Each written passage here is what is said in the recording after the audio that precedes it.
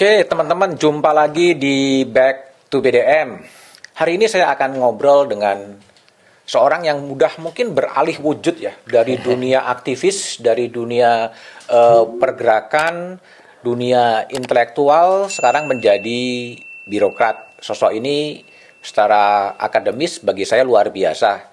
Dia lulusan dari UIN, ya, UIN di Jakarta yang menulis tafsir soal jihad, kemudian dia mengambil master di Bradford University di Inggris, dan kemudian di Queensland University untuk PhD-nya yang mengambil soal peace building.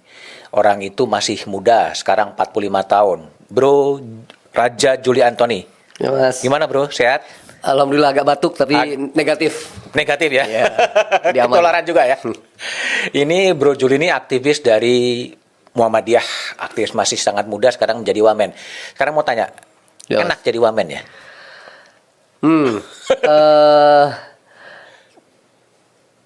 Seminggu bahkan 10 hari pertama jadi wamen saya nggak bisa tidur, Mas. Nggak bisa tidur? Ya karena apa? Ya mungkin saya lebih secara psikologis jadi agak deg-degan ya. Deg-degan ya? Deg-degan, apa saya bisa mengerjakan amanah yang besar banget gitu ya. Kemudian saya secara personal kan belum kenal dengan Pak Menteri, Pak Hadi ya. Dari ya pun ketemu di acara-acara sepintas ya. Sampai akhirnya saya harus ke dokter ya. Terus Ke dokter? saya ke dokter, terus ya kata dokter kamu mulai stres nih. Jadi dikasih sempat stres? Ya kata dokter, ada dokter. indikasi stres. Jadi dikasih semacam obat penenang, obat tidur gitu ya. Tapi dosis kecil ya untuk 3 hari aja kira-kira gitu. Dan semakin kesini sih udah bisa tidur dengan nyenyak, artinya kapan istirahat udah bisa istirahat gitu ya. Artinya saya udah mulai bisa memahami apa kerja saya dan peran saya gitu. Tapi awalnya cukup sulit, Mas. Cukup sulit ya? Ya, cukup sulit, itu gimana? Ilmumu kan sebetulnya berkaitan dengan, pertama betul ya, di UIN tuh ngomong soal jihad ya. Iya. Kemudian ngomong soal peace building ya. Iya. Kira-kira gitu. Nah sekarang ngomongin agraria itu kan Iya. ilmu yang dari ilmu langit gitu ke Iya. ilmu tanah itu. Gimana cerita? Sebenarnya saya agak bersyukur, Mas ya. Jadi saya pernah jadi aktivis ya. Kemudian sekolah gitu. Dulu Kang Muslim Abdurrahman itu suka dengan istilah intelektual organik gitu. Intelektual organik. Ya. Artinya ini intelektual tidak hanya sebagai akademisi tetapi juga bagaimana ilmu sosial itu dapat menjadi gerakan sosial lah. Atau dulu Kunto Wijoyo tuh punya ilmu sosial transformatif lah gitu ya. Nah saya kan kira-kira bagian dari situ, Mas. Jadi saya bukan akademisi murni. Yang hanya menulis jurnal, buku, seminar ya, tapi kan ada aktivismenya. Jadi intelektual practitioner lah ya. Intelektual practitioner. Oke. Artinya ini saya merasakan, Mas, ada keberuntungannya gitu. Pertama kan sebagai aktivis kita punya naluri lah ya. Dibangun pertama punya kesadaran lah tentang kemanusiaan ya, tentang good governance, tentang nilai anti korupsi gitu ya. Nah saya kira itu kan satu nilai yang membantu saya membaca ya, dan membangun sensitivitas tentang sebuah keputusan yang mau diambil gitu. Apakah ini masih sejalan nggak dengan prinsip-prinsip dasar itu? Nah sebagai aktivis kan kita juga punya gampang mencium sesuatu tuh, Mas. Ya. Sesuatu yang nggak beres tuh kita terbiasa lah gitu ya. Dibiasakan paling tidak untuk melihat itu gitu. Jadi nah modal-modal semacam ini sangat penting bagi saya ya. Saya rasakan saya bisa menginvestigasi sesuatu yang mungkin tidak terlihat dari luar gitu ya, dari birokrasi sendiri. Mendengar selentingan berita atau celutukan dari staf atau apa, saya coba investigasi, ternyata ada persoalan yang lebih besar, yang lebih kompleks yang bisa diselesaikan gitu. Oke, tapi ini kalau ngomong soal dunia aktivis ya, betul nggak sih kesan dari banyak orang bahwa aktivisme sekarang itu agak melempem ya? Saya kira nggak juga, Mas ya. Nggak. Saya misalkan dalam interaksi saya dengan soal agraria, aktif interaksi dengan teman-teman KPA ya, konsorsium pembaruan agraria. Mereka masih punya idealisme ya, punya goals dan punya strategi perjuangan yang masih baik ya, sangat baik menurut saya ya. Cuman memang kan beda dengan pada masa Orde Baru ya Mas. Kalau dulu kan kita punya common enemy. Turunkan Soeharto ya. Soeharto menjadi simbol yang memang harus ditumbangkan. Dan gerakan masyarakat sipil juga menyatu, relatif menyatu untuk melawan itu. Nah sekarang persoalannya kan kita nggak punya common enemy. Nggak ada lagi rezim otoriter yang memang harus kita lawan gitu. Nah mungkin ada proses itu, proses cara berpikir juga ya, cara berpikir, cara bertindak dari aktivisme gitu. Yang awalnya harus selalu konfrontatif, tapi sekarang somehow ya harus kolaboratif gitu. Nah itu yang saya coba juga jembatani ya dengan teman-teman di KPA ya.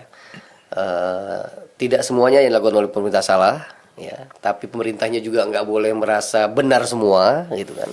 Sehingga ada titik temu lah di mana akan terjadi kolaborasi. Apa yang dipikirkan oleh civil society sebagai sebuah pilar demokrasi yang penting, itu juga dapat dibaca dengan baik oleh para birokrat, ya, para aparatur negara ini, gitu.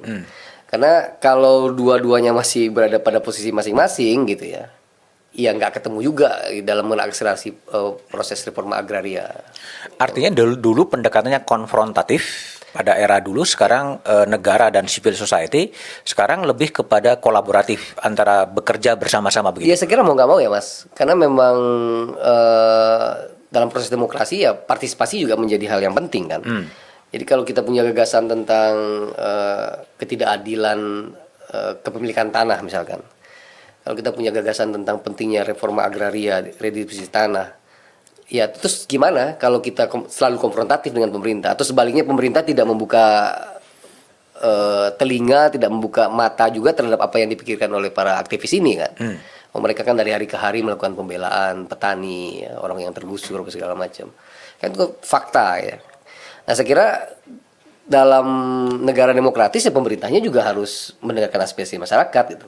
Saat yang bersamaan teman-teman di aktivisnya juga harus bersedia kolaboratif gitu, menyesuaikan diri dengan apa yang menjadi ya Pak Jokowi kan pemenang pemilu nih, berarti kan ide-ide besar Pak Jokowi tentang reforma agraria ya harus dikerjakan secara bersama dalam framework itu gitu. Nah saya melihat insya Allah saya mampu lah Mas ya, dengan ya tentu ada ketegangan-ketegangan ya antara birokrasi dengan aktivisme, tapi kan tujuan akhirnya adalah terjadi redistribusi tanah gitu loh, bahwa ada kesenjangan pemilikan tanah yang lebih adil ya kan, itu yang menjadi concern Pak Hadi juga ya. Itu sekarang gimana proses redistribusi lahan itu sejauh mana itu bisa dikerjakan sebetulnya? Capaiannya Mas, kalau nanti kita buka datanya ya, saya angka-angka agak susah mengingat terus terang. Tapi secara umum Mas, kan ada dua nih program besar Pak Jokowi yang dijalankan oleh Pak Hadi ini. Pertama apa yang disebut sebagai PTSL ya, pendaftaran tanah sistematis lengkap. Ini adalah sebuah obsesi yang besar ya pada masa Pak Jokowi, bahwa semua tanah, ini idenya De Soto sebenarnya ya. Semua tanah apabila disertifikasi, maka tanah yang tidak produktif itu menjadi produktif. Tanah yang tidak memiliki nilai keekonomian apabila disertifikasi menjadi memiliki nilai keekonomian. Kalau seorang petani disertifikasi tanahnya, maka sertifikat itu bisa diagunkan gitu untuk suatu yang bersifat produktif, memulai usaha dan sebagainya. Nah Pak Jokowi kan melakukan itu Mas. Jadi ada 126 juta bidang tanah di Indonesia ini ya, sudah tersertifikasi 82 juta. Nah setengahnya ya sekitar 40 juta bidang itu disertifikasi dalam 8 tahun ini Mas. Jadi sejak Indonesia merdeka sampai 2014 itu tersertifikasi 40 juta. Ya itu 53 tahunan kira-kira begitu. Tapi diakselerasi oleh Pak Jokowi sertifikasinya setengahnya lagi, 50%-nya lagi ini dalam kurun waktu 8 tahun ini gitu. Nah itu kan sangat produktif. Banyak orang yang mengkritik ya bahwa apa sih gunanya sertifikasi tanah gitu. Hanya semacam selebrasi, tapi saya turun ke bawah ya. Melihat sendiri betapa rakyat itu memang bersyukur gitu memiliki sertifikat tanah yang mereka idamkan dari lama. Di Bali itu ada yang buat tato dengan sertifikat tanahnya gitu loh Mas, untuk mengekspresikan kesenangan, kesyukurannya mendapatkan sertifikat tanah gitu. Nah, itu tanggung jawab kami sekarang dengan Pak Hadi, ya, saya bantu Pak Hadi. Masih ada sisa sekitar 40 juta bidang tanah lagi yang harus disertifikasi gitu. Nah, mudah-mudahan ya kemarin terhenti karena pandemi, ya mudah-mudahan 2-3 tahun ke depan ini kita bisa tuntaskan itu, Mas. Itu jadi satu. Ya. Itu PTSL. Nah, yang kedua kan ada program reforma agraria. Reforma agraria. Nah, reforma agraria ini kan tadi ada kesenjangan kepemilikan tanah. Oke. Ada senjang dari segi aset senjang, dari segi akses juga terjadi kesenjangan. Nah, Pak Jokowi punya obsesi untuk bagaimana mengurangi kesenjangan kepemilikan tanah tersebut dengan program redistribusi tanah. Nah, dalam konteks kami nih, kalau kita mau jujur, Mas, kalau itu adalah ex HGU swasta, ya, itu relatif lebih mudah nih bagi kementerian untuk melakukan redistribusi tanah. Jadi kalau HGU-nya habis, kemudian ada kewajiban untuk meredis 20% minimum dari tanah itu kalau pengusahanya mau meneruskan sertifikasi. Tapi banyak juga tanah terlantar. Jadi mereka dulu hanya punya HGU-nya, tetapi kemudian tidak diusahakan dan rakyat menempati tempat itu. Itu dengan relatif mudah bisa kita redis gitu. Nah, yang lebih banyak kendalanya itu justru apabila HGU-nya itu milik PTPN, ya, punya pemerintah, ya. Kenapa berkendala? Karena ya ada undang-undang, biasalah birokrasi kita dari lama ya, dan sekarang masih, meskipun Pak Jokowi sudah terus berusaha merobohkan tembok egoisme, ya, ego sektoral, ya, tapi masih sisa, harus saya jujur harus dikatakan masih ada gitu. Jadi kalau HGU-nya punya pemerintah, punya PTPN, itu lebih sulit, lebih susah dilepas ya. Meskipun rakyat secara aktif sudah puluhan tahun menempati tempat itu, tapi BUMN-nya juga nggak berani mengeluarkan tanah itu dari aset mereka karena ya bisa jadi temuan. Kok tanah aset negara dibagikan pada rakyat gitu. Harus ada izin misalkan ke DJKN gitu. Oke. Nah, di situ kendalanya sebenarnya, Mas. Padahal banyak secara jujur ya, banyak masalah-masalah pertanahan itu ya, yang konflik agraria itu terjadi di lahan-lahan milik PTPN. Kita tahu lah bagaimana sekarang Mas Erik berusaha memperbaiki PTPN kita ya, perkebunan kita. Dulu kan memang nggak dikelola dengan baik, tanah dibiarkan demikian ditelantarkan, bahkan di beberapa tempat disewakan sehingga rakyat juga ya jadi kampung gitu, Mas. Tapi ketika kita mau redis nggak bisa gitu, karena ini masih aset negara gitu. Itu, Mas. Jadi ada kendala di PTPN nih kalau mau jujur. Yang satu lagi ya di kawasan hutan juga. Jadi ada sekitar 25.000 perkampungan definitif yang masih terdefinisikan sebagai bagian dari kawasan hutan. Nah, kita di BPN nggak bisa mengukur tuh, nggak bisa mensertifikasi gitu. Padahal di situ udah ada puskesmas, ada Tapi masjid, kalau sekolah. redistribusi lahan itu sebenarnya tugasnya siapa sih sebenarnya? BPN, tugasnya siapa? Kalau katakan untuk swasta, untuk siapapun itu? Ya, leading sektornya BPN. BPN? Ya, karena kami ada di ujung nih ya. Tapi kan rangkaian tanahnya bisa diredis kan itu panjang gitu. Kayak tadi misalkan sebuah tanah ada di sekarang misalkan ada Simalingkar tuh, ada kasus di Simalingkar, Semencirim di Sumatera Utara punya PTPN 2 kalau nggak salah. Gagasan besarnya kan bahwa kalau rakyat sudah ada di sana, secara udah aktif di sana, bertani di sana, wajar dong kalau seandainya tanah yang selama ini tidak produktif menjadi produktif, dan kemudian legalisasinya oleh BPN, oleh kami di ATR BPN. Tapi prosesnya nggak sederhana, Mas, bahwa ini tadi ini aset pemerintah punya PTPN, ya. Nah, yang kedua juga menentukan subjek dan objek kan nggak mudah. Petani mana yang berhak untuk mendapatkan sertifikasi, yang mendapatkan lahan gitu. Berapa luasannya, subjeknya siapa, objeknya berapa luas, itu nggak sederhana. Nah, makanya di daerah itu juga ada yang disebut sebagai GTRA, gugus tugas reforma agraria. Ketuanya itu ya bupati, wali kota gitu loh, untuk mengidentifikasi mana lahan-lahan yang memang bisa diredis ke masyarakat dan mengawal prosesnya itu, Mas. Nah, kendala itu banyak di sana gitu. Sehingga memang dibanding dengan program PTSL ya, program besar Pak Jokowi tentang keadilan di bidang pertanahan melalui reforma agraria ini, hasilnya belum maksimal seperti program PTSL. Jadi selain kendalanya banyak, kalau dari sisi redistribusi aset itu tingkat keberhasilan udah sampai berapa persen ya sekarang ya? Saya cek datanya Mas ya. Nanti kalau kita ada sempat break saya cek datanya. Lagi-lagi kalau komparasinya dengan misalkan sejak program reforma agraria undang-undang UPA ya tahun 61 ada ya. Kemudian Pak Karno misalkan serius untuk melakukan program itu ya. Kemudian Pak Harto sana sini juga ada program Redis ya. Tapi hampir sama dengan tadi program PTSL ya. Dari total sekitar 2 juta hektar kalau saya nggak salah, nanti saya cek lagi datanya. Sekitar 2 juta hektar itu 1,2 juta hektarnya itu juga dikerjakan oleh Pak Jokowi dalam waktu 8 tahun ini. Jadi kalau komparasinya terhadap sejarah proses program redistribusi tanah itu sebenarnya lumayan. Cukup lumayan ya. Tapi dengan prediksi bahwa ada sekitar 4,5 juta hektar yang akan yang bisa diredis, itu capaiannya memang masih harus dalam perjuangan ya, harus kerja keras. Oke. Satu isu lagi yang juga banyak muncul di urusan tanah ini soal mafia. Ya, jadi banyak sekali sertifikat ganda, sertifikat yang kemudian bisa dipalsukan, tanah yang kemudian diklaim oleh banyak pihak gitu. Itu akar masalahnya apa sih kalau menurut Bro Tony?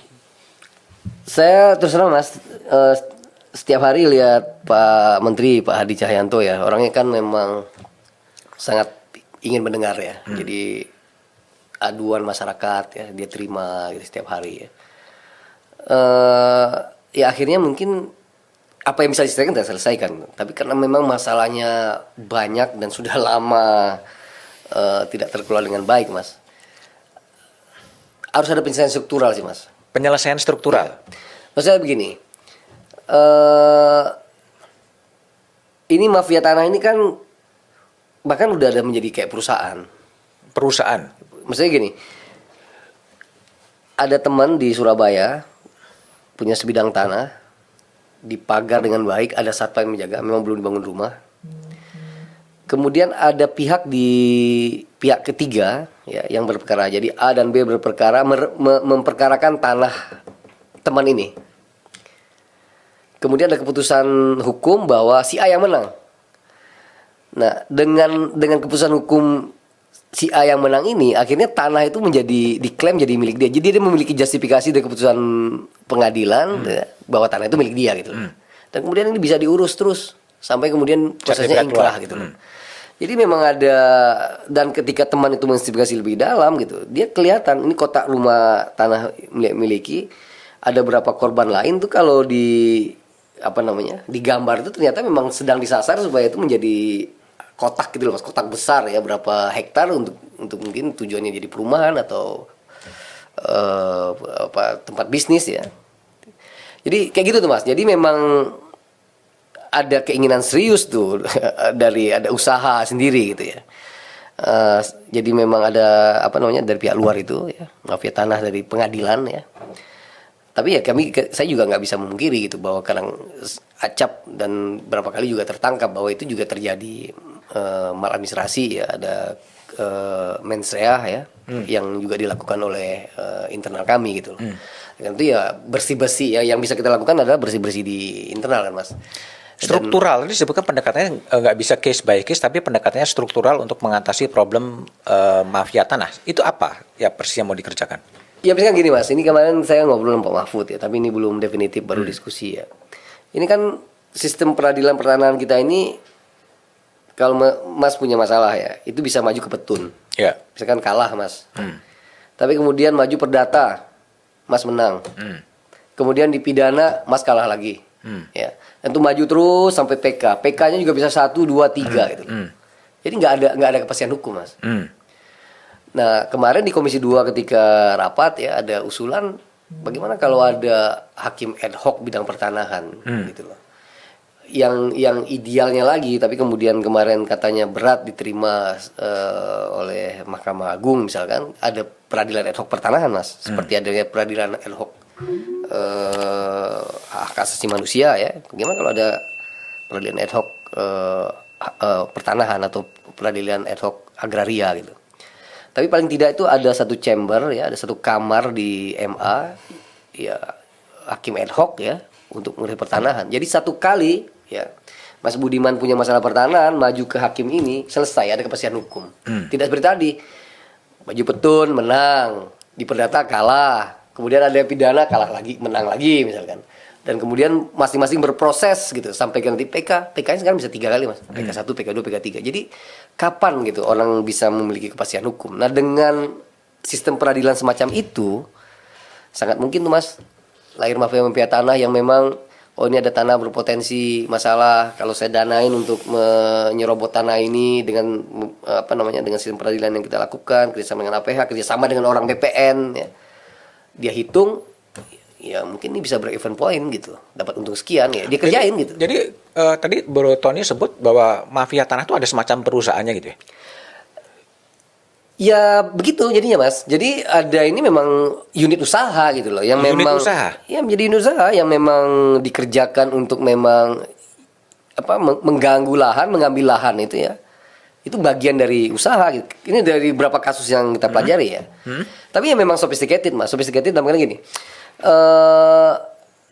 Yang pemodalnya itu juga nggak turun langsung kan, jadi dia suruh anak buahnya. Ya mungkin anak buahnya dia udah tahu pasti nanti kamu akan kena pidana.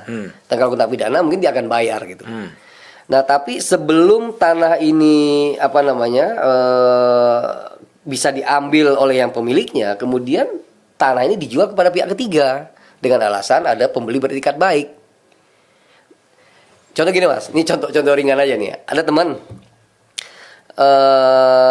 tadi sertifikat tanahnya dipalsukan, dengan berbagai macam cara lah. Tentu melibatkan orang dalam, orang BPN, dipalsukan.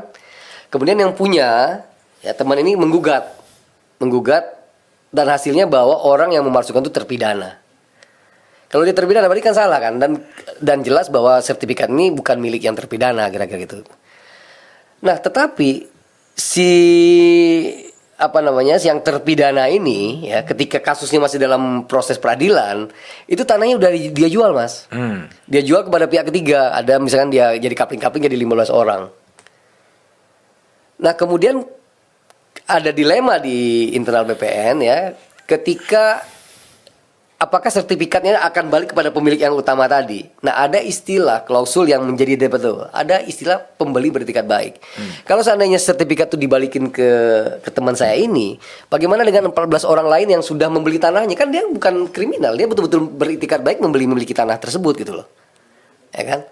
Bahwa yang menjual tanahnya memang orang jahat, iya, dia terpidana, iya, dibuktikan dia salah, iya, tapi tanahnya sudah dibagikan kepada orang, udah milik orang lain. Terus gimana? Apakah 14 orang ini juga tidak berhak untuk memiliki keadilan? Nah, ada ruang-ruang semacam itu, Mas, yang harus diperbaiki juga ya, peraturan-peraturan di internal kami ya, yang menutup kemungkinan orang mempergunakan klausa yang sebenarnya baik ya, Mas ya, melindungi para pembeli beretikat baik. Baik dong ya. Oh, dia memang pembeli kok. Tapi ruang itu dijadikan manuver bagi para mafia tanah itu gitu, untuk tadi sesegera mungkin setelah tanahnya diambil ya, sebelum ada keputusan tentang siapa pemilik tanah itu, dia jual ke orang lain. Tapi kadang-kadang ya yang dijual ke orang dia sendiri, berarti dia penadah dong ya. Tapi memang ada pembeli beretikat baik yang benar-benar membeli tanah ya dari uang pensiunannya gitu. Kan nggak bisa juga tuh serta merta diambil tanahnya dan diberikan kepada ini. Masuk pengadilan, prosesnya panjang, kamarnya banyak. Ya akhirnya terkatung-katung. Nah itulah yang sekarang banyak menjadi masalah itu, Mas. Tapi negara akan ngambil posisi di mana ketika begitu karut-marutnya persoalan agraria, ada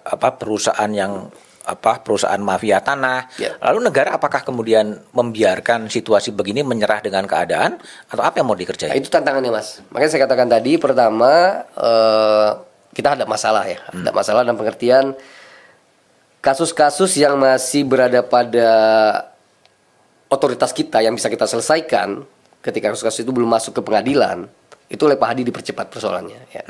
Kalau ada bisa pembatalan sertifikat, ada juga tuh, Mas, ada permennya bahwa 5 tahun apabila terbukti cacat administrasi itu bisa dibatalkan ya. Saya nggak tahu juga dulu angka 5 tahun itu kenapa 5 tahun atau 10, tapi tertulisnya 5 tahun. Nah yang begini-begini dipercepat oleh Pak Hadi ya. Tapi kalau udah masuk ranah peradilan seperti tadi, kita mau nggak mau harus menunggu. Yang kedua itu tadi, Mas, ada celah-celah ya, perbaikan-perbaikan peraturan-aturan main yang harus kita lakukan. Tadi definisi apa itu pembeli beretikat baik, itu kan harus direvisi ulang dengan kriteria yang lebih jelas, indikator yang lebih jelas. Ya. Yang kedua ya mungkin itu harus ngobrol lebih banyak dengan stakeholder yang lain, termasuk dengan MA ya, dengan dengan DPR ya. Bagaimana nih kita bisa menyelesaikan masalah ini supaya penyelesaiannya struktural ya, aturan main yang bisa. Ya saya bilang juga ke teman-teman, kadang-kadang ini kan ya, di teori advokasi ya Mas, kita ini kan semacam sekarang ini ada aliran sungai, ada banyak ikan mati ya, kita pungut itu Mas, kita pungut satu persatu yang bisa kita selamatin ya, tanpa kita melihat akar masalahnya apa, kenapa ikan ini mati, apa ada yang ngasih racun, apa ada yang nyetrum gitu loh. Nah ini akar struktural nih Mas sebenarnya harus pergi. Apa itu? Menurut saya sistem peradilan ya. Yang kedua itu aturan main, baik itu PP, permen, ya, surat edaran, yang membuat ruang manuver orang yang berniat baik, berniat jahat ya di luar sana maupun di internal BPN lebih terkontrol. Itu kan semuanya domain ada di pemerintah kan? Iya di pemerintah. Ya. Itu yang sedang kami kerjakan. Itu akan selesai kapan? Untuk penyelesaian struktural untuk mengatasi problem-problem mafia pertanahan itu? Ya, saya kira sambil jalan ya Mas. Maksudnya kasusnya sudah banyak dan kasus-kasus itu harus diselesaikan ya. Sambil itu tadi memperbaiki sistemnya tadi. Udah banyak berapa peraturan. Kemarin tuh tercatat ada sekitar 200 peraturan yang menurut studi sebenarnya sudah ada studinya, nggak relevan lagi gitu. Ada sekitar 70 aturan yang tumpang tindih dan harus direconcile supaya tadi nggak ada ruang orang untuk multitafsir gitu dan menjadi ruang untuk jadi bermain dengan pasal-pasal tersebut. Nah hal-hal ini sedang dikerjakan Mas, sambil diperbaiki ya satu persatu ya. Sambil tadi kalau ada komunikasi politik kemarin di Komisi 2 mengatakan oke, kita bikin hakim ad hoc bidang pertanahan. Misalkan itu memungkinkan ya, saya mekanisme bagaimananya model pengusulannya nanti kita investigate lebih jauh.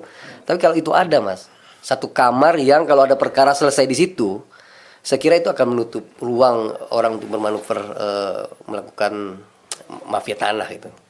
Tapi dari sisi kasus-kasus yang ditangani, keterlibatan oknum-oknum BPN juga pasti ada juga kan? Oh banyak ya. Saya buatkan oknum ya, dan saya itu sangat pesimis terus terang ya, dan saya mohon maaf ke teman-teman BPN yang melihat mereka, karena itu lagi-lagi kita di luar ya melihat semua serba negatif gitu Mas. Tapi ketika saya masuk, saya menemukan banyak orang yang berintegritas, banyak lulusan Australia, Inggris, Prancis, Amerika ya, memiliki dedikasi, memiliki komitmen ya. Tapi ya itu memang nggak kita bisa pungkiri juga.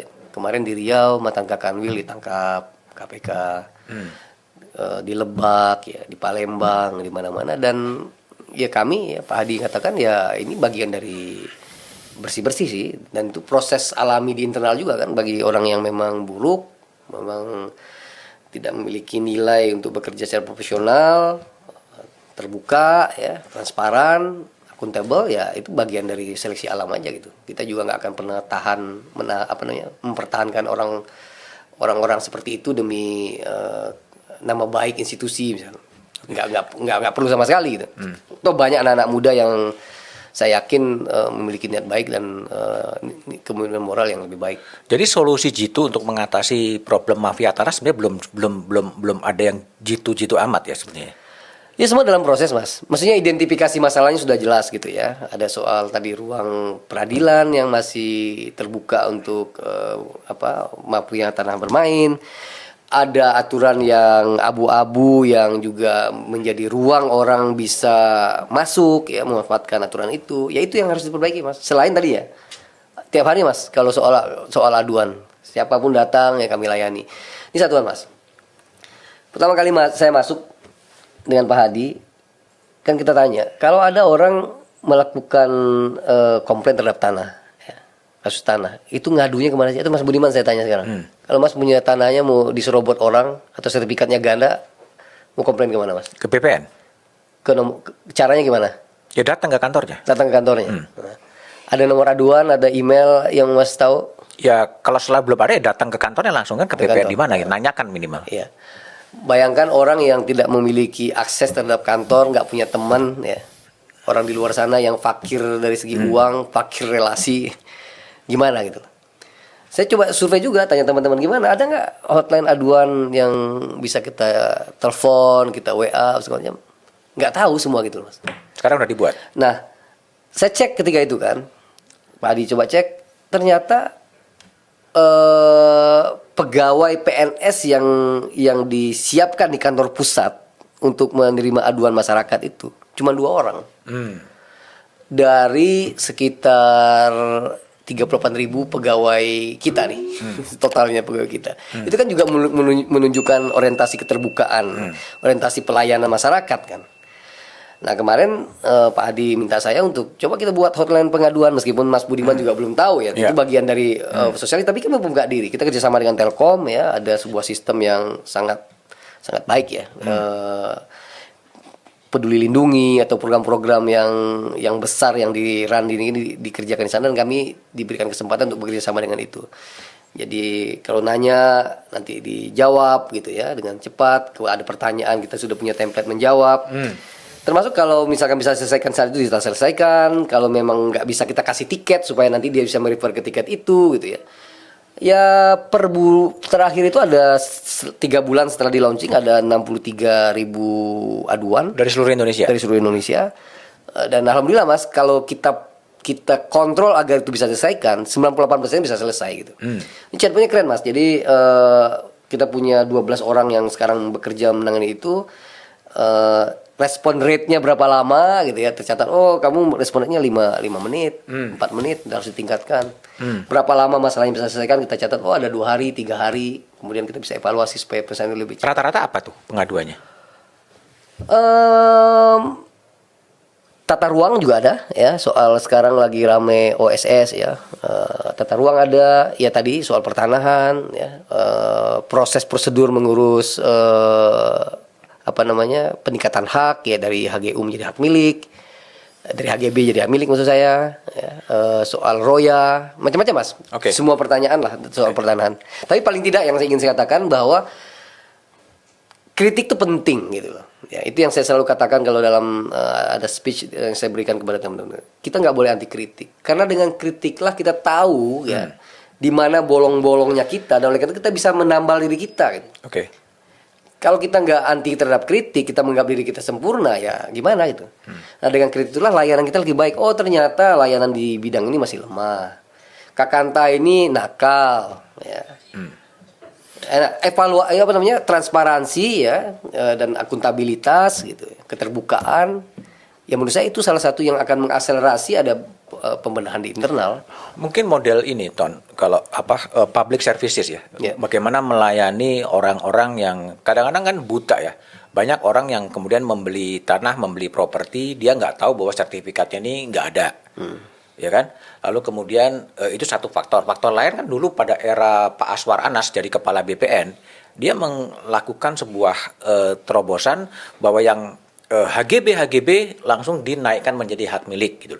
Mungkin itu terobosan-terobosan yang sifatnya mungkin quick win, tetapi itu bisa memberikan kepastian hukum yang lebih konkret kepada rakyat. Apakah itu dipikirkan juga oleh BPN? Mas. Saya keliling ya kemarin ke Solo ya, sebelumnya ke Bali. Saya melihat sebenarnya ada inisiatif ya, lokal inisiatif gitu dari teman-teman itu untuk memperbaiki layanan. Misalnya di Tabanan ya, ada program namanya Laser Jet ya, layanan sertifikat jemput di tempat. Itu kayak tadi Mas. Jadi ada HGB, ada perumahan, ada sekitar 2.500 perumahan yang diidentifikasi di sana, HGB ya, tidak ada masalah konflik. Tapi ini bisa ditingkatkan menjadi SHM. Nah, itu kemudian teman-teman dari kantor pertanahan melibatkan civil society, organisasi gitu ya, mendatangi rumah gitu loh. Mendatangi rumah, mengambil data yuridisnya, kemudian disertifikasi. Kemarin saya datang itu ada sehari itu ada 40 bisa diselesaikan dalam 1 hari. Dengan itu lokal ya? Itu lokal. Nah, maksud saya Mas, saya udah bicara dengan Pak Menteri. Bagaimana kemudian inisiatif-inisiatif lokal ini, bisnis proses yang sesungguhnya bisa terjadi, itu kita tarik ke nasional dan dijadikan standar gitu loh Mas. Di Jakarta Pusat ini ada juga ide tentang Jalupat, 7 layanan cepat. Roya jadi sehari, peningkatan hak bisa 2 hari. Semua gitu loh. Jadi bisnis proses itu bisa terjadi di satu tempat. Kenapa nggak bisa terjadi di tempat lain gitu? Nah ini yang sekarang sedang saya kerjakan juga. Ya, bagaimana kemudian mempermudah bisnis proses segala macam proses sertifikasi tanah atau terkait BPN ya, dan itu ada standar nasional ya, yang ketika nanti kita turun ke lapangan kita bisa tanya langsung ke Bapak Guru apa Pak Roya udah berapa hari, 5 hari, oh ini salah, mestinya cuma 1 hari bisa selesai kok gitu loh. Nah itu Mas yang sedang kami kerjakan juga. Ya, sehingga ada sebuah legacy yang lebih nyata gitu. Legacy Yes. kan macam-macam, ada redistribusi lahan, ada yang orang mendapatkan sertifikat HGB kemudian naik jadi HM. Yes. Kalau itu diberikan kan lebih konkret hal-hal yang di tengah pendekatan yang strukturalis soal pengadilan ad hoc dan lain sebagainya. Jadi dua-duanya saya katakan tadi, makanya dua-duanya harus kita lakukan. Gerakan strukturalnya harus dilakukan karena ini lebih bersifat jangka panjang, meskipun menyelesaikannya lebih sulit juga, tapi ya ada kasus-kasus yang harus diselesaikan gitu.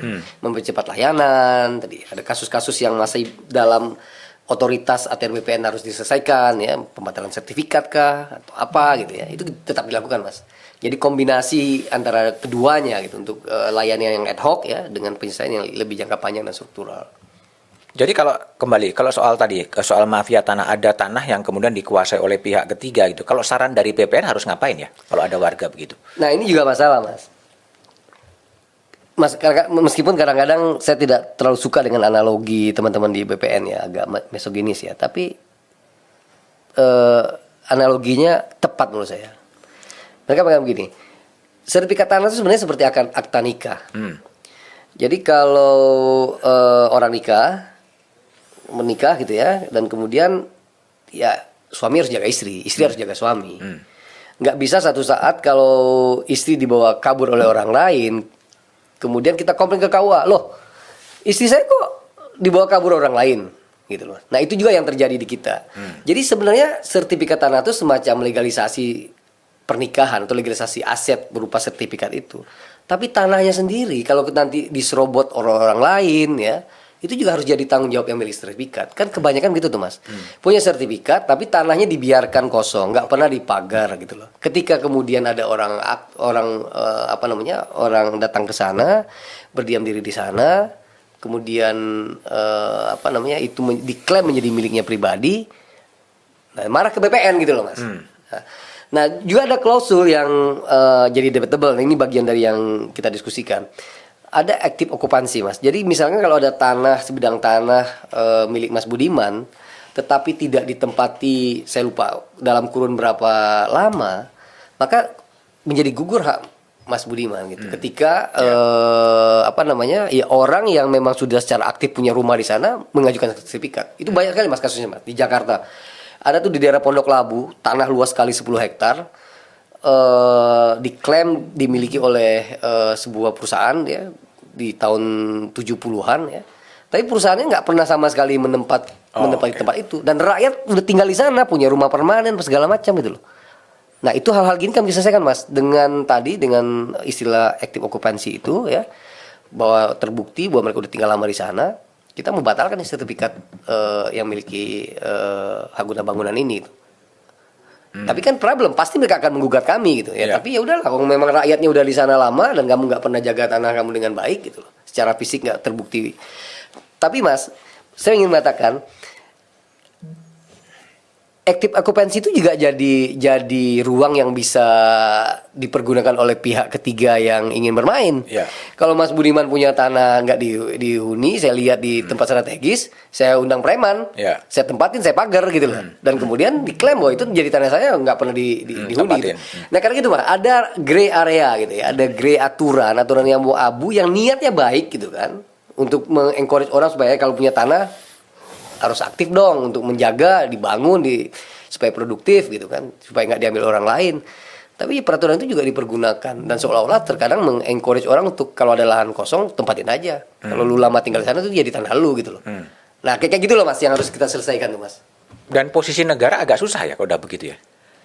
Ada active occupancy, ada pembeli beritikat baik. Ya menurut saya sih kriterianya tadi harus kita lebih kita perjelas gitu loh.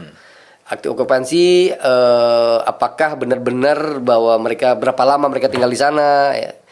Sama dengan program berapa tanah-tanah konflik agraria itu gitu juga tuh Mas. Mereka mengklaim bahwa kami dari nenek moyang kami udah tinggal di sini.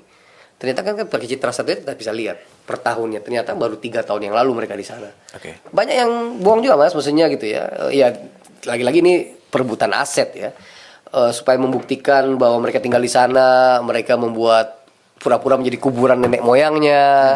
Ada kuburan tulang-tulang sapi yang dulu kayak dipersembahkan kepada ininya gitu loh Mas. Ada juga gitu, tapi kan bisa dengan teknologi sekarang kita mulai lihat, oh enggak, kamu baru 3 tahun kok di sana gitu. Nah, ruang-ruang inilah Mas yang menjadi kehidupan saya hari-hari ini lebih berbunga-bunga. Oke, Bro Tony, ini gini, Anda kan pernah di aktivis ya, terus kemudian pernah juga di partai politik gitu, dan kemudian juga studi Anda juga mencapai PhD dan sekarang di birokrat gitu. Saya mau tanya sebenarnya dari refleksi perjalanan Bro Tony gitu, sebetulnya akar masalah dari Indonesia sehingga tidak bisa melaju dengan pesat itu sebetulnya apa sih sebetulnya? Ini pertanyaan filosofis nih, butuh berapa menit untuk berpikir. Saya kira gini Mas, kalau kita belajar dari negara-negara maju ya, let's say Amerika, Eropa ya, atau negara-negara Asia Timur, saya kira adalah negara-negara ya yang mampu melepaskan diri mereka dari jebakan primordialisme, atau mereka mampu membangun sistem merit system ya, meritokrasi ya, di mana warga negara siapapun mereka ya, dari suku agama apapun, diangkat menjadi pejabat publik atau menjadi tokoh masyarakat ya, menjadi baik di bisnis sektor maupun private sektor maupun di public sektor, adalah memang orang-orang yang memiliki kualifikasi, bukan karena latar belakang primordialnya. Saya kira di situ tuh Mas yang jadi tantangan kita ya. Dan sebaliknya kalau kita lihat failed state ya adalah negara-negara yang berkubang dengan itu gitu ya, dengan isu-isu primordialisme. Nah, dalam konteks itu saya percaya ya bahwa kita harus memaintain demokrasi kita. Demokrasi kita harus lebih matang ya, kebebasan. Negara-negara yang tadi saya katakan negara-negara maju itu adalah negara-negara yang memiliki kebebasan ya. Kebebasan berpikir, berekspresi, disitulah ide-ide kreatif dapat bersemi ya, kita menyemai ide-ide yang futuristik ya. Orang punya kebebasan untuk berseni, berbudaya ya.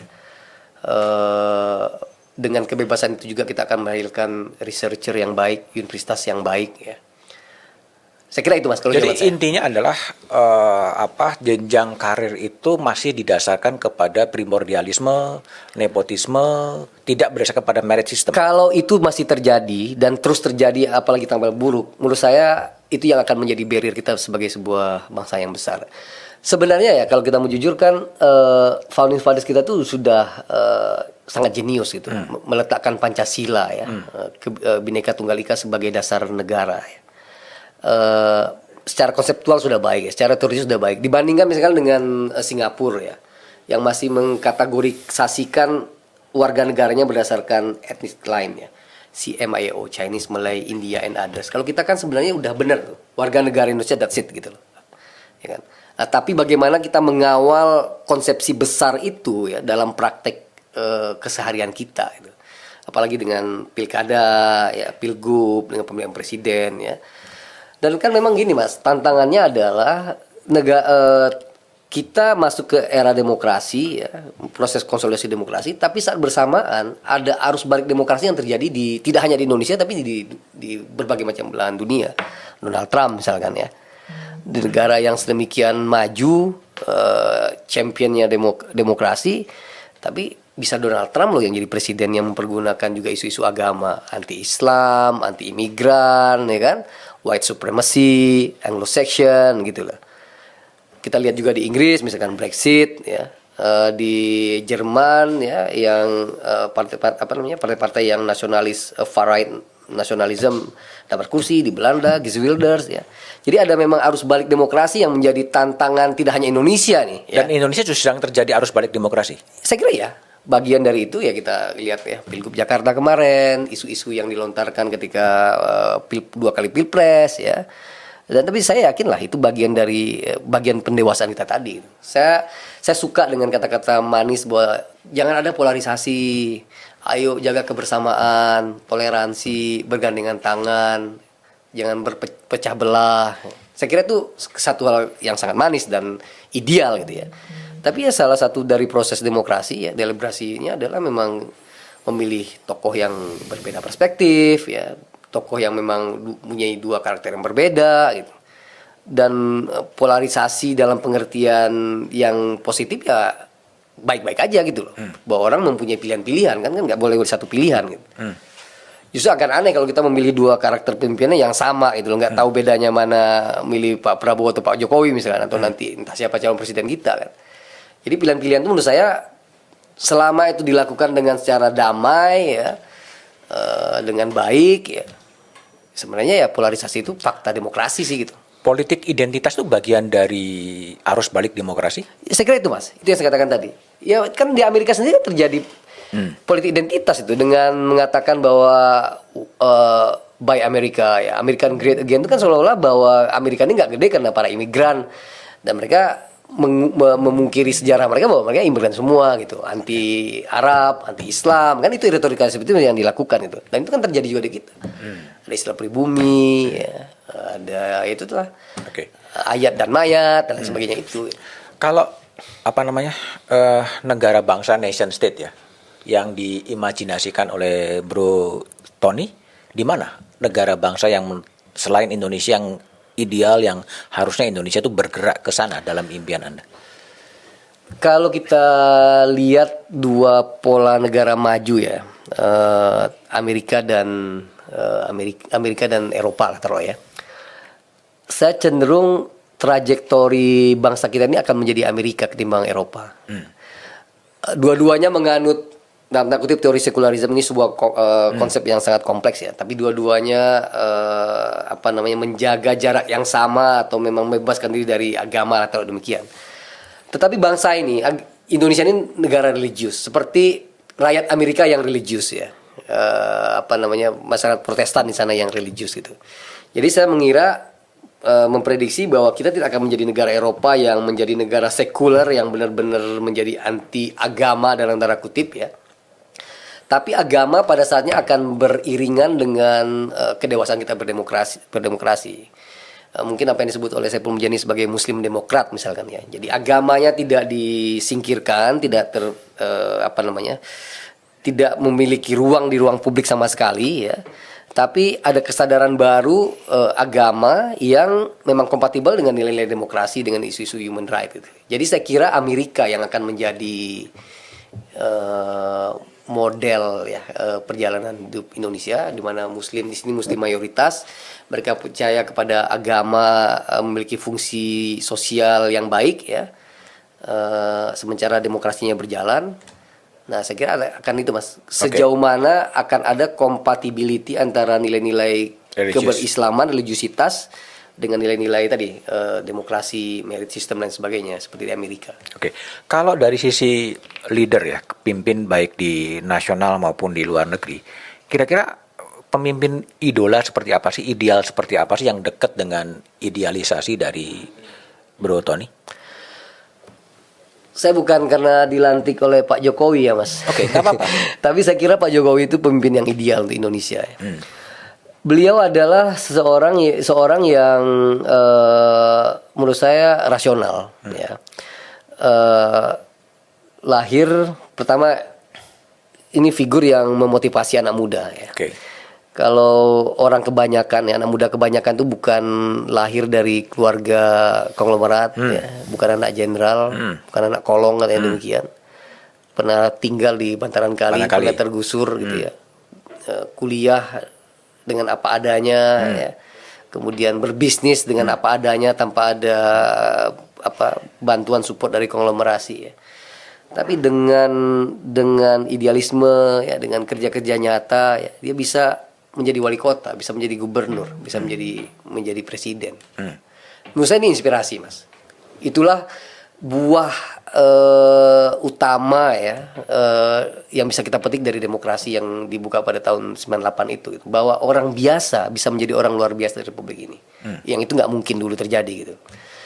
Dan dalam kepemimpinannya Pak Jokowi menurut saya ya nggak ada manusia yang sempurna ya, tapi dia sangat ideal. Dia nggak punya partai loh, ya. Dia nggak punya partai, ya. Dalam pengertian dia bukan elit partai, bukan pengurus partai. Tapi dia bisa berkomunikasi dengan baik dengan partai sehingga dia memiliki dukungan yang cukup secara politik, ya. dan saat bersamaan dia bisa menjalankan ide-ide besar dia tentang pembangunan gitu, baik itu infrastruktur ya, konektivitas antar pulau, antar provinsi ya, pembangunan perbaikan sumber daya manusia yang dilakukan, perbaikan kesehatan, tanpa juga melupakan aspek-aspek yang bersifat subsidi langsung terhadap masyarakat yang membutuhkan gitu. Saya membayangkan agak sulit lah ya, terus terang nih agak sulit pada 2024 kita akan memiliki sosok semacam Pak Jokowi ya, yang mengakar hatinya di rakyat ya. Saya politisi Mas ya. Belusukan itu kalau nggak dari hati dan menjadi hobi ya, itu nggak gampang ya. Kita lihatlah ada politisi lain yang berusaha untuk belusukan Canggung, tapi ya? canggung, membagikan kaos, dilempar-lempar atau apa gitu loh, yang memang nggak bisa berinteraksi. Mungkin 5-10 menit bisa acting gitu ya. Tapi kalau nggak dari hati nggak bisa. Ini beliau udah hampir selesai kepemimpinan tapi kan memang begitu, dia kemana aja gitu, termasuk ke Cianjur kemarin kan. Jadi dia sangat hatinya memiliki jangkar solidaritas di tengah-tengah masyarakat gitu ya.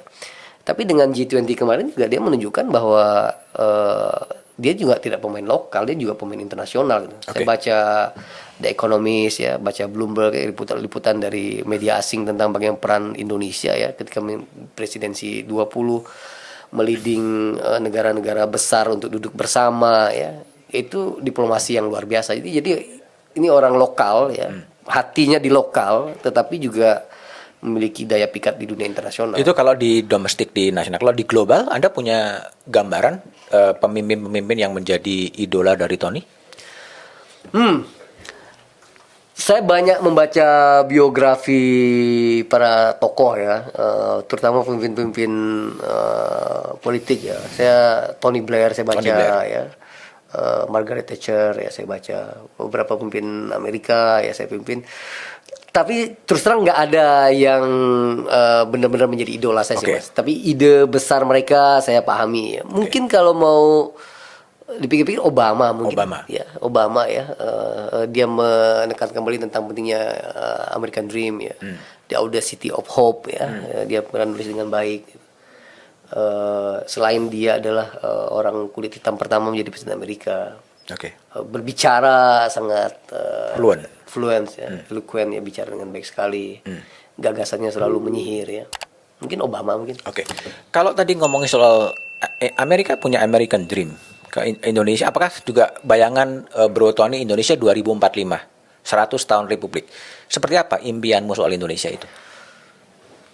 Mungkin balik ke ide saya tadi Mas, saya ingin mengatakan bahwa kita akan bisa menjadi negara maju ya, dengan kesejahteraan yang lebih membaik ya, dengan sistem pendidikan yang lebih baik, sumber daya manusia yang lebih baik. Kalau kita memang bisa selesai dengan itu tadi, menerapkan sistem meritokrasi tadi sih Mas. Meritokrasi ya. Demokrasi gitu ya. Kan ada perdebatan apakah demokrasi itu berkaitan dengan kesejahteraan masyarakat, karena teori demokrasi ada teori politik yang kadang-kadang tidak terkait dengan ekonomi, tapi dibantah kok gitu, bahwa di negara-negara demokratis itu hampir tidak pernah terjadi kelaparan ya, termasuk seperti yang terjadi di pandemi yang terakhir kan semua negara gugup, termasuk pemerintahan Pak Jokowi gugup bagaimana mengatasi pandemi. Tapi karena kita adalah negara demokratis ya, masyarakatnya boleh mengkritik, masyarakatnya bisa memberikan masukan, ya pemerintahnya wajib berbenah gitu terhadap kritisisme kalau approval ratingnya masih tinggi, ingin baik gitu ya, bahwa akan ada legacy yang lebih baik gitu. Jadi saya percaya sih Mas, dengan demokrasi ya yang lebih baik, lebih matang ya, itu akan memiliki implikasi juga terhadap kesejahteraan masyarakat ke depan. Optimis Indonesia 2045 akan lebih baik? Saya optimis Mas ya, selama kita akan menghadapi ujian penting ya. Ini kita dalam satu titik kritikal ya menurut saya di 2024 nanti. Apakah kita benar-benar dapat memilih penerus Pak Jokowi yang pas nih ya. Ya, terutama itu tadi Pak Jokowi sudah meletakkan fondasi yang relatif solid ya.